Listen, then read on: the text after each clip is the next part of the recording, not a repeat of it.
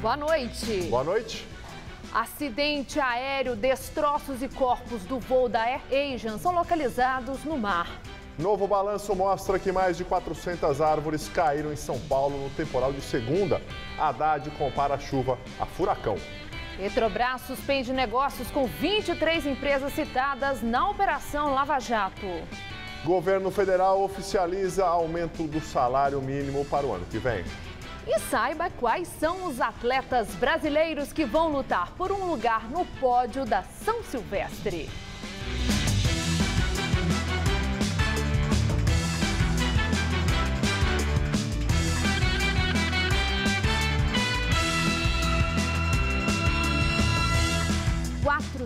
E 55 árvores foram derrubadas pelo temporal que atingiu a cidade de São Paulo na madrugada desta segunda-feira. O balanço divulgado hoje pela Prefeitura indica que o número representa um recorde para a capital. A tempestade com ventos fortes afetou o fornecimento de energia elétrica em parte da cidade. Semáforos também quebraram. Foi mais um dia daqueles. E São Paulo viu a lista de prejuízos aumentar. Gente há mais de um dia sem energia elétrica. No Butantã, na zona oeste da capital, comércios e residências ainda estavam sem luz pela manhã. Enquanto isso, os técnicos da Eletropaulo trabalhavam para consertar a fiação destruída. O reflexo do temporal da madrugada de segunda continuou ainda nesta terça. Muitas árvores que resistiram ao vendaval na hora da chuva acabaram caindo depois. E os transtornos também permanecem. Por exemplo, esta árvore continua no meio da via aqui no Morumbi. Ao todo, segundo a Prefeitura, entre ontem e hoje foram mais de 450 quedas de árvores. O prefeito Fernando Haddad justificou, disse que passou praticamente um furacão por São Paulo. Os ventos na capital chegaram a 96 km por hora. Rajadas de 120 km por hora já são consideradas furacão. Este especialista explica que o fenômeno climático derrubou, inclusive, árvores saudáveis. Nós tivemos uma semana com muita chuva, então o solo está mais mole realmente e como resultante também dos problemas anteriores que nós temos de podas que não foram feitas adequadamente por causa da fiação, as árvores podem estar com o peso desequilibrado para um dos lados. Então, com o solo mais pastoso e mais água, árvores saudáveis, às vezes, podem cair por causa desse problema. O botânico do Instituto de Biociências da USP diz, no entanto, que São Paulo ainda tem uma atitude de bombeiro, só age depois dos prejuízos. Mas ele afirma que agora, após essa situação, pode ser uma grande oportunidade para a cidade ter mais verde com qualidade. Nós estamos recolocando várias espécies nativas na cidade, isso é muito importante. Então agora sim é a oportunidade de São Paulo se tornar mais afeito à ciência, entender melhor essas árvores novas que nós estamos colocando para evitar que daqui a 20, 30 anos a gente tenha os mesmos problemas que nós estamos tendo hoje. Corpos das vítimas de raio em Praia Grande são enterrados em São José dos Campos e em São Paulo. Os 4 mortos eram da mesma família. Kátia Boareto e o marido Luciano D'Alessandro estavam na praia com os tios Zenildo Tadeu Vieira e Andréa Boareto quando foram atingidos pelo raio. O raio caiu durante uma forte chuva nas proximidades do quiosque 15, situado no bairro Canto do Forte. Segundo os bombeiros, o guarda-sol pode ter atraído o raio que matou os turistas. A tempestade de ontem também atingiu outras cidades da Baixada Santista e provocou vários estragos, como quedas de árvores e inundações. A jovem que morreu, segundo o laudo do IML, não estava grávida. 4 pessoas ficaram feridas. Uma delas continua internada em estado grave. As outras 3 já tiveram alta hospitalar. Uma frente fria aumentou a nebulosidade aqui no leste do estado de São Paulo. As temperaturas não subiram tanto como nos últimos dias, mas a sensação ainda é de tempo abafado.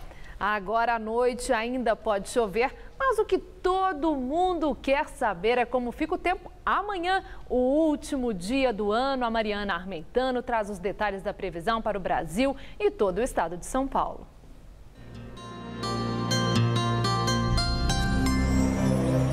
Os meteorologistas alertam para o risco de temporais no Rio Grande do Sul neste último dia do ano. Mas na maior parte do país, o calor vai predominar e chove entre a tarde e a noite. O tempo só fica firme ali do norte, Capixaba, ao leste de Alagoas. A máxima vai aos 35 graus em Belo Horizonte e aos 39 na capital fluminense. Na hora da virada, não vai chover no Rio de Janeiro, em Belo Horizonte, em Salvador, Fortaleza e em Natal. Poucas chances de chuva em Florianópolis e em Curitiba, mas já em Porto Alegre e nas outras capitais do país, 2015 deve começar debaixo de chuva. Para o estado de São Paulo, o dia será de muito sol e calor, as temperaturas voltam a subir mais e chove a partir da tarde de forma isolada em todas as regiões. Mas na virada não há chance de chuva e o tempo fica firme na hora da contagem regressiva. As temperaturas vão ultrapassar os 30 graus em todo o estado, chegando aos 36 em Votuporanga, 32 na cidade de Franca e 34 graus nas cidades do litoral do estado neste último dia de 2014. Aqui na capital, mínima de 21 e máxima na casa dos 32 graus. Na hora da virada, a temperatura deve ficar em torno dos 25 graus e não há chuva prevista. No primeiro dia do ano, quinta-feira, a máxima promete chegar aos 33 graus e chove de forma isolada. E na sexta-feira, a máxima prevista é de 34. Eu volto daqui a pouco no Jornal da Gazeta, edição das 10. Marinha da Indonésia encontra 3 corpos de passageiros do voo da AirAsian. Mais cedo chegou a ser divulgado que eram 40 resgatados. O avião estava desaparecido desde domingo, quando saiu da Indonésia, com destino a Singapura. 162 pessoas estavam a bordo. A confirmação do acidente ocorreu horas depois de as autoridades divulgarem que um pescador havia encontrado vários objetos no mar de Java. Os destroços foram localizados no estreito de Karimata, que separa as ilhas de Bornéu e Belitung. Os familiares das vítimas entraram em desespero depois que imagens de um corpo flutuando no mar foram mostradas ao vivo por um canal de televisão. A Indonésia coordena as operações de busca e resgate. Outros países como a Austrália, Singapura, China, Coreia do Sul, Estados Unidos, Malásia, Nova Zelândia e Tailândia ajudam nas buscas. Os investigadores agora correm contra o tempo para localizar também a caixa preta e tentar entender o que provocou a tragédia. Por enquanto, não há informações sobre possíveis sobreviventes. O Airbus A320 transportava 162 pessoas de Surabaya, na Indonésia, para Singapura. E passageiros de um outro avião da AirAsian passaram por um susto hoje. Um avião da companhia com 159 passageiros não conseguiu frear, derrapou e ultrapassou a pista de pouso de um aeroporto nas Filipinas, indo parar em um lamaçal. Ninguém ficou ferido. Segundo as autoridades locais, o aeroporto ficará fechado até a retirada da aeronave da pista. Amanhã a TV Gazeta reexibe a retrospectiva 2014. 2014 está chegando ao fim e o jornalismo da Gazeta relembra os fatos mais importantes de um ano intenso, marcado por eleições, Copa do Mundo, crise hídrica no estado de São Paulo. Em casa não tem água, é revoltante. Ano em que o mundo conheceu a nova face do mal. O Estado Islâmico matou reféns americanos. No esporte, pela primeira vez, um brasileiro é campeão mundial de surf. A retrospectiva será reapresentada amanhã e começa às 6h15 da tarde. E amanhã, por causa da São Silvestre, haverá uma alteração na nossa programação. Das 6 às 6h15, você confere um compacto com os melhores momentos da corrida. Depois vem a retrospectiva. Com isso, o Jornal da Gazeta vai começar um pouco mais tarde, às 7h15 da noite. E no Rio de Janeiro está quase tudo pronto para a festa da virada na praia de Copacabana. A expectativa é que mais de 2 milhões de pessoas participem do evento. O tema da festa será uma homenagem aos 450 anos da cidade. 34 mil fogos de artifício serão disparados de 11 balsas em um show que deve durar 16 minutos. A novidade será uma sequência de fogos que por 2 segundos vai escrever no céu de Copacabana Rio 450, além da exibição de uma mensagem do Papa Francisco em homenagem ao aniversário da cidade. Começaram hoje as interdições no trânsito para o Réveillon e a São Silvestre aqui na Avenida Paulista. A repórter Sabrina Pires está próxima ao palco onde vai ser realizada a festa e tem as informações. Sabrina? Gabriel, olha, as interdições aqui já começaram, mas ainda são bem pequenas. Só amanhã, nas primeiras horas do dia 31 de dezembro, é que a Paulista ficará completamente bloqueada da região da Brigadeiro até a Consolação. Mas agora, como a gente pode ver, trânsito liberado para o motorista. Agora, só mesmo os moradores poderão circular por essa região e também na Alameda Santos, paralela à Paulista, que também ficará fechada nesse trecho. E por isso também a orientação é dar preferência ao transporte público. O metrô vai funcionar até as 2 horas da manhã para embarque em todas as estações e depois nas estações da Paulista para o embarque depois da festa. Aí as outras estações estarão fechadas. Agora, para o desembarque de forma contínua. Agora, a previsão da Paulista voltar a ficar liberada para os carros somente às 9 horas da manhã do dia 1º e por isso também a ciclofaixa no dia 1º, feriado, não vai funcionar, só volta no dia 4. Agora, vocês ouviram esse barulhão aqui? Na verdade, é o pessoal passando o som já para a festa da virada aqui no palco. São esperadas 2 milhões e meio de pessoas, todos serão revistados e está proibida a entrada de armas e objetos cortantes como guarda-chuva, embalagem de vidro, qualquer tipo de buzina, spray de espuma e também cordas e, aliás, armas também claramente não serão permitidas por aqui, nem facas, nem nenhum objeto cortante. São 3.000 profissionais da segurança, Guarda Civil Metropolitana, PM, seguranças particulares, fazendo toda a segurança do evento, mas a recomendação é evitar trazer carteira e também usar joias, e aí trazer só um documento e o dinheiro de consumo, e as crianças também de preferência com algum tipo de identificação de nome, endereço e telefone. Voltamos ao estúdio. Obrigado, Sabrina. E quem decidiu ficar na capital paulista neste feriadão tem opções de sobra para curtir o calor típico dessa época do ano. Olha, no espaço Antigo Clube Regatas do Tietê, na zona norte de São Paulo, tem até praia artificial para os visitantes sentirem um gostinho do litoral. Que o paulistano adora descer a serra no feriado não é nenhuma novidade. Agora, encontrar um pedacinho de praia em plena zona norte da capital chamou a atenção de quem ficou na cidade nesse Réveillon. Já que a gente não pode ir até a praia vem até nós. Essa é a ideia do projeto Tirando Onda, da Secretaria Municipal de Esportes e Lazer. O espaço temático foi montado no Centro Esportivo Tietê. Célia e o filho Kaique, de 6 anos, vieram pela segunda vez e se divertiram na areia. Se eu puder estar aqui final de semana, que eu também trabalho domingo a domingo, mas eu vou botar para aproveitar que ele ama isso aqui. E não precisa levar nada. Na tenda do credenciamento, os visitantes podem pegar bolas, petecas, cadeiras e baldinhos gratuitamente, apresentando somente o RG. A ideia é nós brincarmos bastante, principalmente na areia. Corrida, caminhada, musculação, vôlei e futebol na areia e, por que não, o tradicional frescobol. Haja fôlego para os monitores que acompanham a criançada.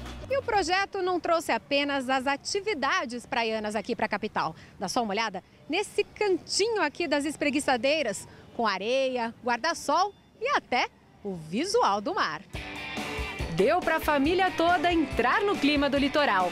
A programação vai até o dia 25 de janeiro, sempre das 10 da manhã às 7 da noite. E para quem não abre mão do mergulho, as piscinas dos Sescs de São Paulo são uma ótima pedida. A do Belenzinho, na Zona Leste, fica aberta de terça a domingo, das 9 da manhã às 5h45 da tarde. E o movimento foi grande nesta manhã, já que tem muita gente que resolveu trocar o sufoco dos engarrafamentos das estradas pelo sossego do feriado na capital. Aqui se tornou uma praia improvisada para os paulistanos, né? Como a gente não tá afim de ficar muito em bagunça, como a gente vai passar o ano novo por aqui, a gente resolveu dar uma passadinha aqui para ficar mais tranquilo, relaxar um pouco, né?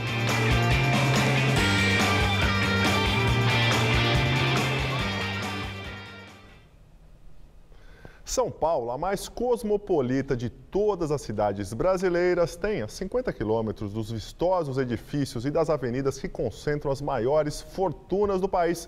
Um pedaço de chão que representa uma parte da zona rural da cidade. Segundo o último censo de 2010, 101 mil pessoas vivem nessa área rural. Árvores, pastagens e plantações fazem parte do dia a dia desses paulistanos que trocam o asfalto pelo campo. Vamos rever agora uma das melhores reportagens exibidas este ano pelo Jornal da Gazeta.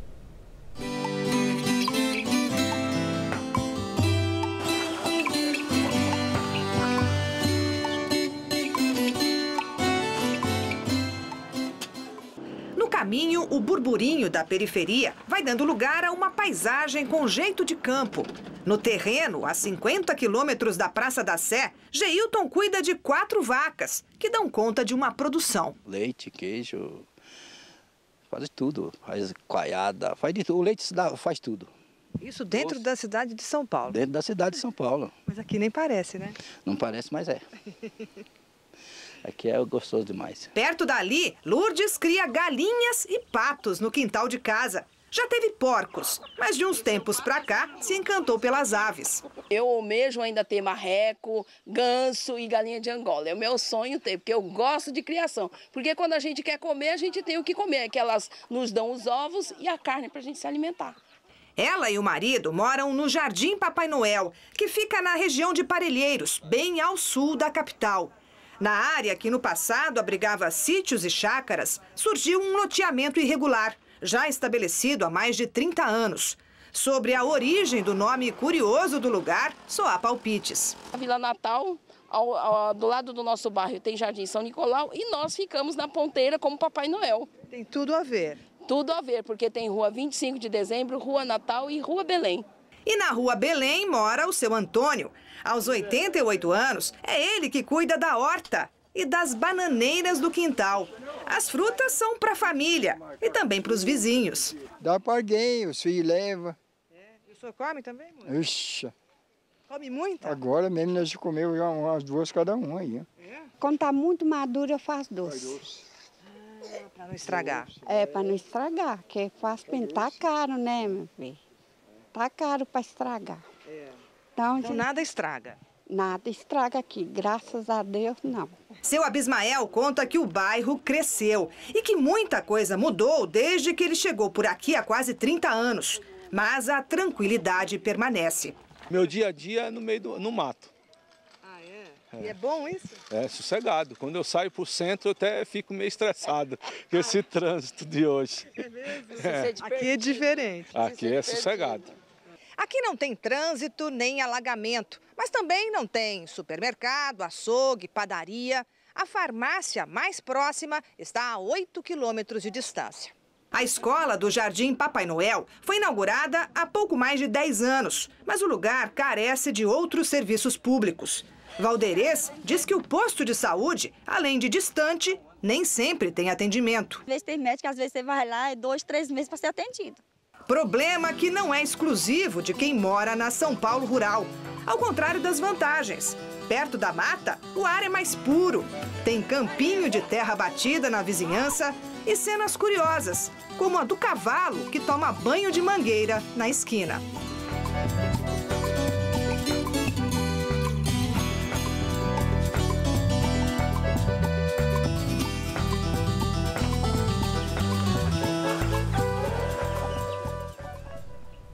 Governador Geraldo Alckmin propõe tarifa zero para estudantes de escolas públicas do estado no metrô CPTM e ônibus da EMTU. O ato segue uma medida anunciada semana passada pelo prefeito de São Paulo, Fernando Haddad, que prevê gratuidade nos ônibus para estudantes de baixa renda. O benefício, segundo Alckmin, valeria também para alunos de universidades públicas estaduais, ETECs e FATECs. As aulas retomam em fevereiro. Nós vamos fazer um esforço para que a Assembleia, logo no comecinho de fevereiro, já aprove, para que quando os estudantes voltarem a estudar, já terem o passe livre. O projeto foi enviado à Assembleia Legislativa. A tarifa aumentará de R$ 3,00 para R$ 3,50 a partir de 6 de janeiro. No mesmo dia, também subirá a tarifa de ônibus aqui na cidade de São Paulo, que passará a custar R$ 3,50. Em julho do ano passado, protestos por causa do aumento das passagens em metrô e ônibus tomaram as ruas de São Paulo. E os governos municipal e estadual acabaram recuando da decisão. Petrobras suspende negócios com 23 empresas citadas na Operação Lava Jato. Segundo o anúncio divulgado ontem à noite pela companhia, as fornecedoras citadas na operação da Polícia Federal como integrantes de um cartel serão temporariamente impedidas de serem contratadas e de participar de licitações da estatal. O comunicado foi enviado à CVM, Comissão de Valores Mobiliários. As 23 fornecedoras foram citadas como participantes de cartel nos depoimentos do ex-diretor de abastecimento, Paulo Roberto Costa, e do doleiro Alberto Youssef. Entre as empresas mencionadas estão grandes empreiteiras, como Andrade Gutierrez, Camargo Correia, Engevix, Galvão Engenharia, Mendes Júnior, OAS, Odebrecht e Queiroz Galvão. O salário mínimo vai subir em 2015. Hoje foi publicado no Diário Oficial da União o decreto que prevê o aumento. O mínimo vai passar de R$ 724 para R$ 788, um reajuste de 8,8%. O novo mínimo começa a vigorar a partir do dia 1º de janeiro. E a seguir, uma reportagem mostra o roteiro da São Silvestre, os pontos históricos do trajeto. E o perigo do ebola continua. Caso da doença é diagnosticado na Escócia, é a primeira ocorrência no Reino Unido. E agora as notícias do esporte com Estela Gontijo e Celso Cardoso. Amanhã acontece a edição de número 90 da Corrida de São Silvestre. A prova não será nada fácil para os brasileiros, Celso Cardoso. Não mesmo, Estela.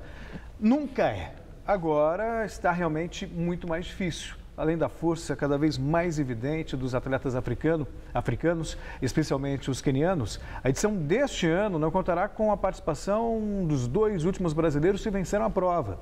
Giovanni dos Santos segue como o maior favorito brasileiro. Entre as mulheres, a luta com as africanas também promete ser árdua. Giovanni dos Santos, Josiane Cardoso, Cruz Nonata e Sueli Pereira dos Santos. São esses os atletas da elite do Brasil com chances de brilhar na São Silvestre. Pesa sobre os ombros desses atletas o jejum de vitórias do Brasil na São Silvestre. No masculino, o último a vencer foi Marilson Gomes dos Santos em 2010. No feminino, faz mais tempo ainda. A última a cruzar a linha de chegada em primeiro lugar foi Lucélia Pérez, em 2006. O desafio é quebrar a hegemonia dos africanos, principalmente dos quenianos, que venceram 4 vezes entre os homens e 6 entre as mulheres nas últimas 7 edições da prova. Os brasileiros acabam disputando provas demais ao longo do ano por conta dos compromissos com os patrocinadores, ao invés de separar os últimos meses da temporada para se preparar para a São Silvestre, como fazem os africanos. Em meio às dificuldades de preparação para a São Silvestre, cada um tem a sua estratégia para surpreender os favoritos africanos.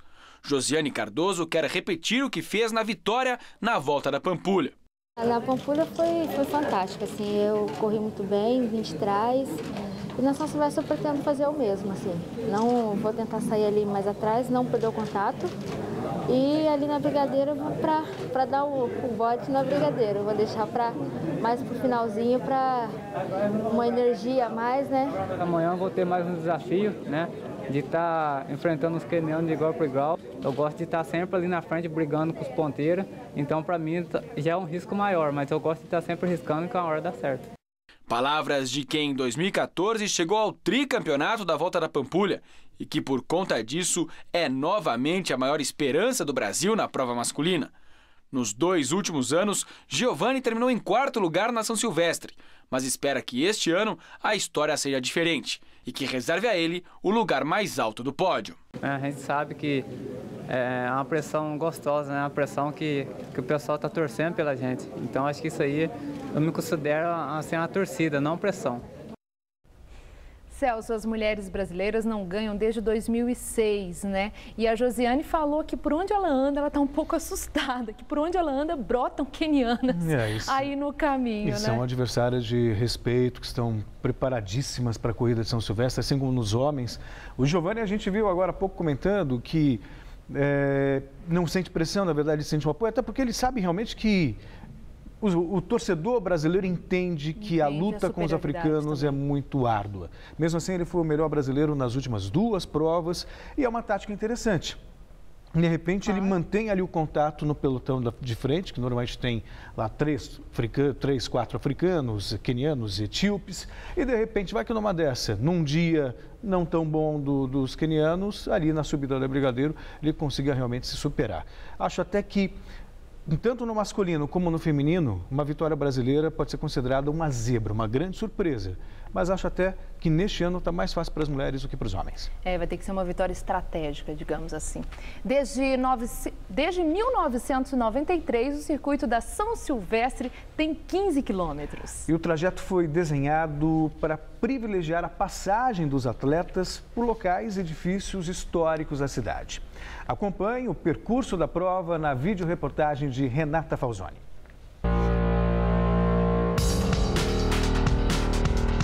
Largada em frente ao Museu de Arte São Paulo, projeto de Lina Bobardi, inaugurado em 1968. O vão de 70 metros preserva a vista do antigo Belvedere Trianon. À sua frente, o Parque Trianon e o que sobrou da Mata Atlântica da região. O circuito desce a Major Natanael, ao lado do cemitério do Araçá, até o Pacaembu, inaugurado em 1940. Na época, o maior estádio da América do Sul. Avenida Pacaembu, por debaixo da São João e Minhocão, até a Barra Funda. Memorial da América Latina, projeto de Oscar Niemeyer, concluído em 1989. A seguir, 2 vezes sobre os trilhos da antiga São Paulo Railway, a Santos Jundiaí. Ruínas do antigo moinho que batiza a comunidade a seu pé. O Palácio dos Campos Elíseos, na Avenida Rio Branco, era a residência do governador na primeira metade do século passado. Praça Princesa Isabel e o monumento ao Duque de Caxias, patrono do Exército Brasileiro. É na esquina da Ipiranga com a São João, imortalizada na música de Caetano Veloso, onde a São Silvestre passa 2 vezes. Secretaria da Educação, no antigo edifício da Escola Normal Caetano de Campos, de 1894. Praça da República. Teatro Municipal, inspirado no Ópera de Paris. Projeto de Ramos de Azevedo, inaugurado em 1911. Edifício Matarazzo, hoje abriga a Prefeitura de São Paulo. As arcadas da Faculdade de Direito São Francisco da USP. A escola funciona aqui desde 1828. O Castelinho da Brigadeiro é de 1911. Por fim, a Avenida Paulista, bandeirada em frente à TV Gazeta, no edifício da Fundação Casper Libero. E olha, a melhor idade está muito bem representada na São Silvestre. E o que não falta para esses senhores é disposição, né, Celso? Pois é, mas não se iluda com a idade. Tem muito vovô pronto para fazer parte da molecada comer poeira amanhã pelas ruas de São Paulo. E eles estão preparados para terminar o ano em grande estilo.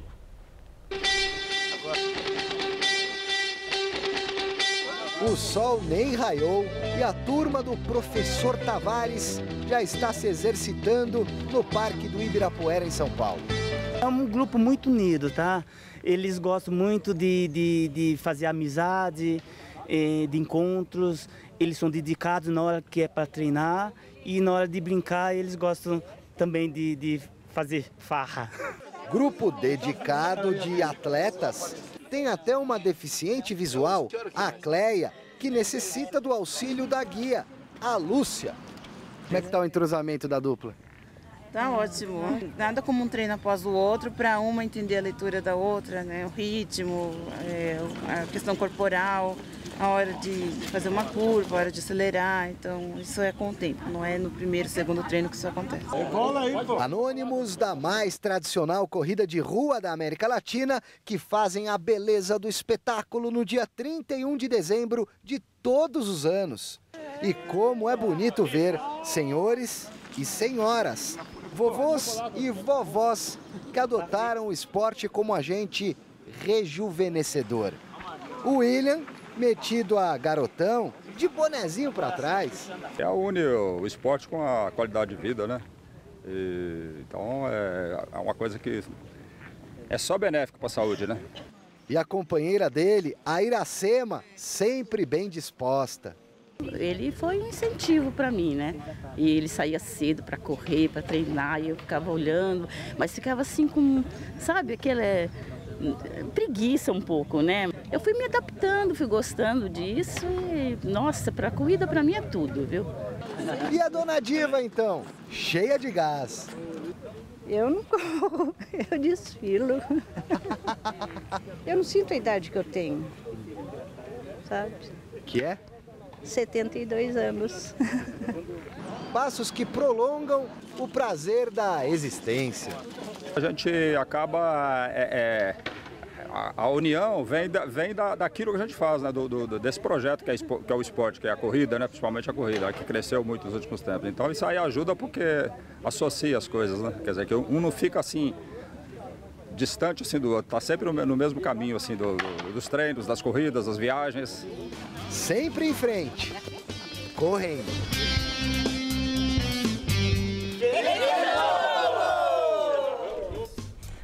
Turma animada. E agora vamos ao futebol. O atacante Leandro Damião vai jogar no Cruzeiro em 2015. Depois de um momento ruim no Santos, o jogador tenta recuperar o melhor futebol no atual campeão brasileiro. A contratação foi confirmada por Vinícius Prates, empresário de Damião. Segundo ele, o atacante acertou com o Clube Mineiro um contrato por empréstimo até o final de 2015. O Cruzeiro deve arcar com 70% do salário do atleta. As diretorias do Santos e do Cruzeiro ainda não confirmam a negociação. Leandro Damião chegou ao Santos em janeiro deste ano. Com a camisa alvinegra, ele disputou 43 jogos e marcou apenas 11 gols. É o típico negócio que é bom para todo mundo. Celso, muito obrigado. Feliz ano novo para você. A gente se encontra também. Dia 2, né? Aqui no Jornal da Gazeta. Exatamente. Amanhã tem a transmissão da São Silvestre a partir das 8h25 ao vivo aqui na Gazeta. Todo mundo vai acompanhar. Obrigada. É com você, Gabriel. Recém-inaugurada, a Biblioteca do Parque Vila Lobos, na Zona Oeste de São Paulo, é uma opção de lazer e cultura para quem não vai viajar neste fim de ano. Este não é um passeio comum. Entrar na biblioteca recém-inaugurada é como garantir o passaporte para uma viagem extraordinária pelos livros. Aqui estão centenas de títulos, histórias variadas e para todo tipo de público. Este cantinho, por exemplo, é dedicado às crianças. E nesse passeio pela literatura não pode haver nenhum obstáculo. Pessoas com deficiências têm acesso integral a todos os ambientes da biblioteca e contam com o auxílio de equipamentos especializados, como o reprodutor de áudio. O progresso tecnológico não impediu as guerras na Europa, na Argélia, no Vietnã. O computador com ampliador de caracteres e até um folheador de páginas. A biblioteca fica dentro do Parque Vila Lobos, na zona oeste da capital, e está numa área de 4.000 metros quadrados. O espaço conta ainda com jogos de tabuleiro, uma área reservada para exposições e cursos. Neste, o desafio é aprender a língua brasileira de sinais. Elaine é do grupo Mãos de Fada e veio compartilhar o seu conhecimento. A gente sabe que aqui no parque tem uma quantidade muito grande de surdos que frequentam, né? Que vêm para andar de bicicleta, de skate, né? E a biblioteca, como é acessível, assim como a BSP, é importante que eles saibam pelo menos um pouco do contato, como explicar, por exemplo, na hora de fazer uma ficha, como explicar que tem que levar livro, quanto tempo tem que ficar, que a internet pode ser usada 2 vezes por dia, enfim, né? As informações básicas a gente vai trabalhar com eles. Em São Paulo existem mais de 100 bibliotecas. Mas esta vai além do acesso aos livros. Você ter locais aconchegantes, locais que são mais relaxantes e até locais que você pode estar trabalhando ou estudando. Mas a ideia é essa e também interagir com a própria natureza, né? Você não pode perder essa vista maravilhosa aqui do parque, que para a leitura e para os programas que acontecem aqui ajudam, né? Enriquecem. O lugar chamou a atenção de toda a família de Tânia e Ronaldo. O casal fez uma surpresa para a filha adolescente, apaixonada por livros. Ela ficou sabendo aqui na porta do parque que aqui tinha uma biblioteca. Ela queria trazer livros, nós até ficamos enganando ela para nem precisar trazer, né? Porque aqui você vai ter disponível, né? Eu fiquei muito feliz porque eu nunca fui, numa biblioteca de verdade, grande assim, só em livraria. Aí eu nunca tinha visto como era e eu gostei bastante. Além de ter acesso a mais de 15 mil títulos, o visitante pode também participar das atividades culturais que serão permanentes aqui na biblioteca. Agora, para quem não consegue se desligar de jeito nenhum da tecnologia, tem os computadores ligados à internet. Dá para assistir aos filmes, participar de jogos e também ouvir música. E depois de usufruir tudo isso, a sugestão é aproveitar muito bem o parque. É muito legal, porque a gente vem aqui, aí dá para fazer um monte de coisa, andar de patins, andar de bicicleta. E ainda tem um monte de planta, aí tem cachorro também. E agora tem a biblioteca. A biblioteca fica na Avenida Professor Fonseca Rodrigues, número 2001, e abre de terça a domingo, das 10 da manhã às 7 da noite. Vamos agora à entrevista do dia com Maria Lídia Flandoli. Que São Paulo vive a pior escassez de água dos últimos 80 anos não é novidade para ninguém. O que não ainda sabemos é o que pode e deve ser feito para a superação de tão tormentosa ameaça de falta d'água para valer. Eu entrevisto o arquiteto urbanista Renato Tanhin, especialista em recursos hídricos. Obrigada por estar conosco. Prazer. Bom, olhando para o futuro, as chuvas já chegaram, elas eram muito esperadas. Os moradores de São Paulo já podem respirar aliviados? Ou, olhando para 2015, como avaliou o Conselho Mundial de Água, a seca vai intensificar? O prognóstico não é bom. Nós temos um acúmulo e uma convergência de fatores que não se resolvem com obras. Eles implicam numa revisão muito mais profunda, seja da nossa atitude como cidadão em relação à água, como atitude governamental. Isso passa por uma discussão de que para que lado nós queremos ir, por exemplo, com o desenvolvimento. O Brasil se pauta por ter um volume de recursos, inclusive a água, muito abundante. Só que isso não é verdadeiro. Nós estamos vendo agora, né? Na realidade, nós temos alguns lugares em que há recursos, mas não há disponibilidade. Não são recursos que sobram, porque cada recurso, cada elemento da natureza tem o seu papel na manutenção de um equilíbrio, inclusive global. Agora, em relação a essa ameaça iminente, vamos trazer para São Paulo. Para não ficarmos à míngua com a falta d'água, o que é que, em curto prazo, pode e deve ser feito, além de rezarmos? Existem muitos consumidores de elevada quantidade de água. Nós temos é que fazer com que todos caibam na água que existe. Então é preciso que sejam identificados esses grandes consumidores. Há, por exemplo, indústrias que usam mais água do que muitos municípios, aqui, onde nós não temos. E há estabelecimentos e o próprio sistema de saneamento que polui e torna inviável, inutilizável a maior parte da água que temos. Então é uma revisão ampla? Mas são coisas simples, veja. Reduzir o consumo daquilo que é excepcional e reduzir a poluição que estraga excepcionalmente a água, pouca água que temos. Mas isso vai ser efeito de medida de curto prazo ou é algo a se conquistar com uma mudança de cultura na utilização desse recurso natural? Na realidade, pode ser de curto prazo, sim, no caso dos grandes consumidores, não é? Porque, de fato, todo mundo vai ter que caber no tanto de recurso que tem. E existe uma disposição na legislação que obriga que, em sendo escassa a água, a prioridade é o abastecimento humano. Portanto, tudo mais não é prioritário se este faltar. E este já está faltando em muitos lares, muitas famílias, em muitos bairros e cidades. Está faltando ou há um mecanismo utilizado pela companhia Sabesp de alternar o fornecimento da água, uma espécie de rodízio, embora não institucionalizado, ou aquilo que chamam de um racionamento camuflado? Isso é um clássico já, acontece há muito tempo. Essa crise de água não é de agora. E quem vem sofrendo, sempre, coincidentemente, são as populações mais pobres que são obrigadas, expulsas da cidade para irem morar longe, e os loteamentos que acabam espalhando pela cidade, né? E os locais mais altos. O que está sendo feito é uma redução da pressão da água, ou seja, colocar menos água nos canos. Então, quem recebe são os que estão mais próximos dos reservatórios, nas áreas, inclusive, mais privilegiadas, né? Diga-se de passagem, as áreas mais privilegiadas são antigas, têm canalizações antigas que vazam muito, né? Então, além do consumo per capita de quem tem mais renda ser muito elevado, ainda há muito vazamento. Portanto, essa política de escolher quem vai ficar com a água precisa ser tornada clara.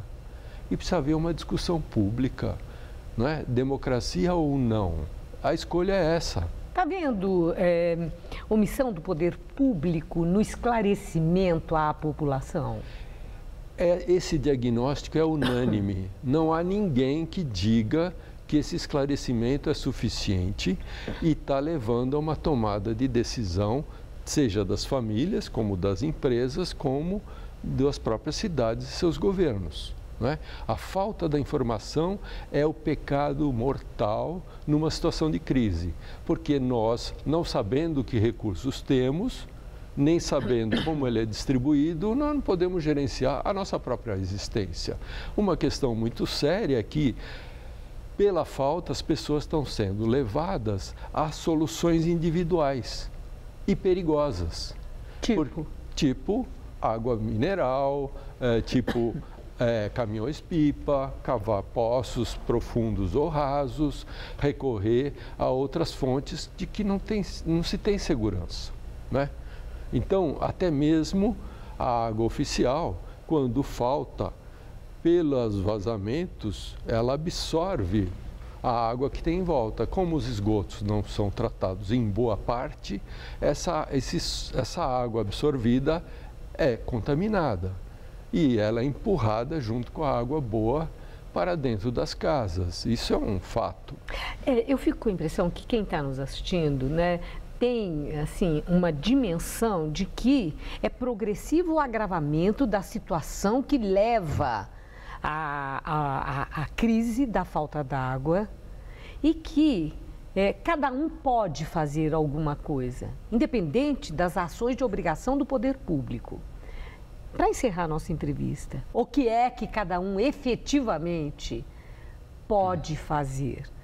E isso tem peso no coletivo, no uso coletivo de água?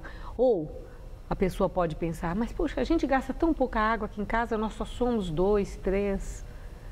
Adianta fazer alguma coisa diante do muito que se precisa? Olha, existem produtos que a gente consome que são chamados de hidrointensivos. Então, por exemplo, a carne. Não é? É estimado que para produzir 1 quilo de carne se gasta 15 mil litros de água. E assim, há uma tabela já conhecida amplamente da chamada água virtual. Que ela não é virtual, ela é real, mas ela é virtual porque a gente não vê. No computador, no celular, tudo leva muita água para ser fabricado. Então, pouco adianta a gente fechar a torneira enquanto escova os dentes ou reutilizar a água da máquina de lavar para dar descarga se a gente continuar consumindo produtos que são hidrointensivos, porque eu economizo algumas gotas aqui e gasto cachoeiras nos produtos que eu nem sei. Então, novamente, a falta de informação não leva as pessoas a tomarem a decisão correta, inclusive para pressionar para que o Brasil não seja sempre o exportador, como é o caso do alumínio, em que o Japão escolheu não produzir alumínio. Por quê? Gasta muita água, muita energia, o preço é baixo, emprega pouca gente e contamina a natureza. Então, ele decidiu não. No meu país eu não vou fazer isso, eu prefiro comprar do Brasil. Brasil que faça. Então, existem muitos produtos que os países desenvolvidos escolhem não produzir mais e deixar que aqueles pouco esclarecidos o façam. Então, no caso, achamos que estamos ganhando alguma coisa, mas nós estamos entrando como perdedores nesse campeonato. Bom, o senhor está deixando muito claro e nos fornece subsídios para a reflexão do quanto temos, sim, em primeiro lugar, de cobrar, que é a informação sobre aquilo que de fato é relevante para o uso racional da água e a colaboração na busca da solução desse problema da crise da água. Muito obrigada. Uma boa noite. Boa noite, obrigado. Caso de ebola é diagnosticado na Escócia. É a primeira ocorrência da doença no Reino Unido.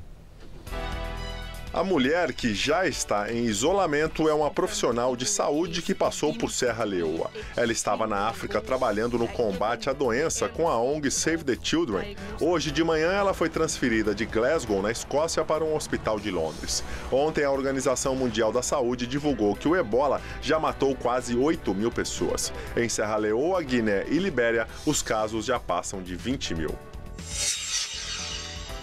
2 marinheiros albaneses morreram na manhã de hoje enquanto tentavam rebocar a balsa italiana que pegou fogo no mar Adriático no último domingo. A balsa ia de Patros, no oeste da Grécia, para Ancona, na Itália. 478 passageiros e mais 200 veículos estavam a bordo. 10 pessoas morreram no acidente. O resgate durou cerca de 36 horas. Morreu hoje aos 104 anos Louise Rainer. Ela foi a primeira atriz a vencer 2 prêmios Oscar consecutivos em 1936 e 1937.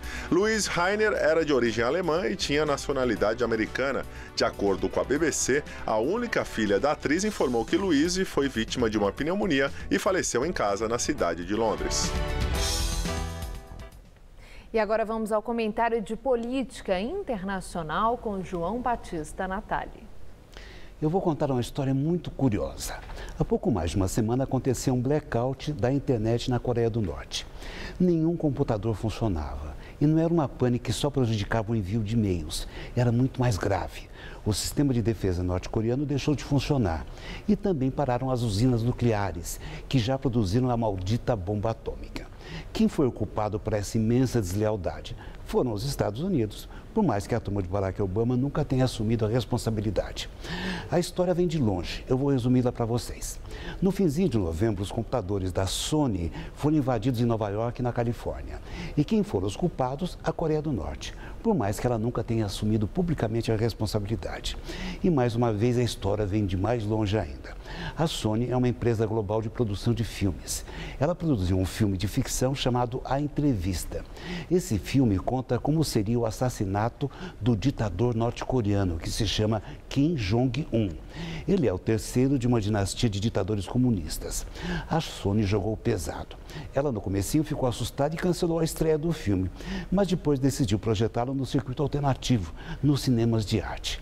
Em Washington, a turma de Barack Obama achou que a companhia tinha se acovardado. Foi então que aconteceu a pane da internet na Coreia do Norte. A ditadura pequena e esquisita ficou zangada. Foi contar tudo para a China, que é uma aliada dela, e disse ser contra o terrorismo na internet. Enquanto isso, Obama dizia à CNN que poderia recolocar a Coreia do Norte na lista negra dos países que praticam o terrorismo.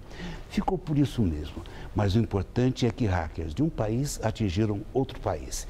E isso pode ser apenas o começo de uma longa guerra. É assim que o mundo gira. Boa noite. Atualmente, não são só as pessoas que podem contar com diferentes tipos de planos de saúde. Com preços acessíveis, os planos para animais de estimação estão se tornando cada vez mais populares. Vamos rever agora uma das melhores reportagens exibidas neste ano pelo Jornal da Gazeta. Esta clínica veterinária de Santana, na Zona Norte, recebe todo tipo de bichos. Cachorros e gatos são a maioria. Os casos mais comuns mesmo são gastrites hemorrágicas, às vezes tem algum mal-estar, às vezes algum não foi muito bem orientado, às vezes tem vômito, diarreia, são os casos mais comuns. Mas poucos clientes fizeram planos de saúde para os animais de estimação, prática ainda pouco comum.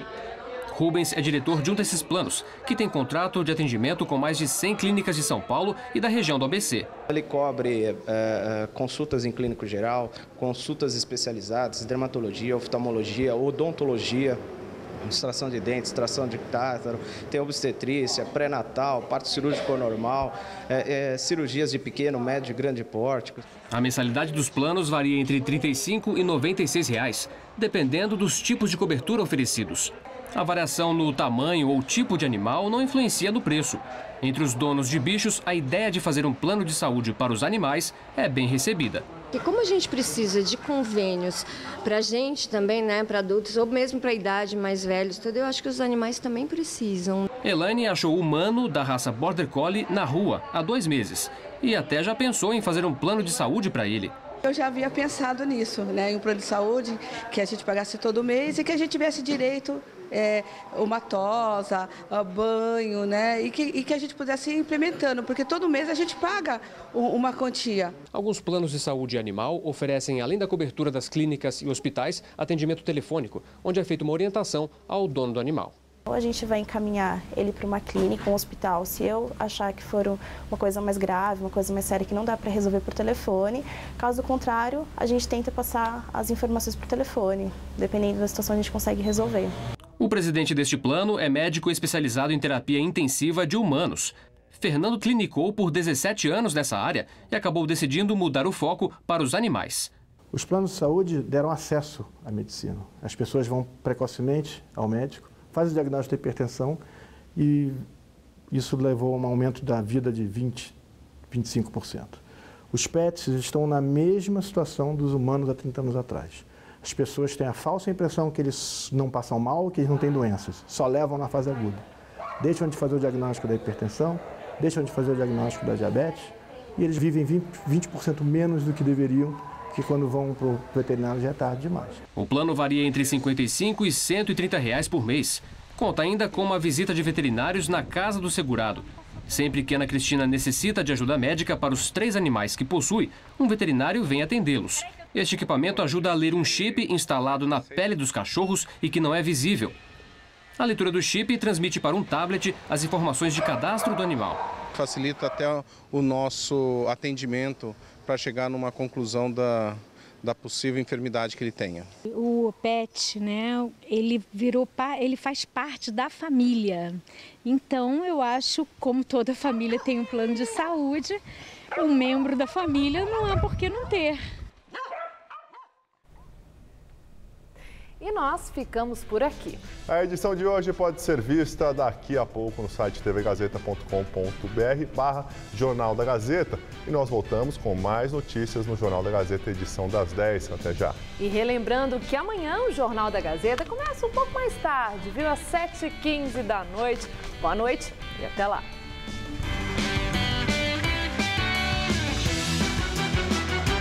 A cantora Ângela Rorô leva seus grandes sucessos ao Todo Seu. Hoje, 10h30 da noite.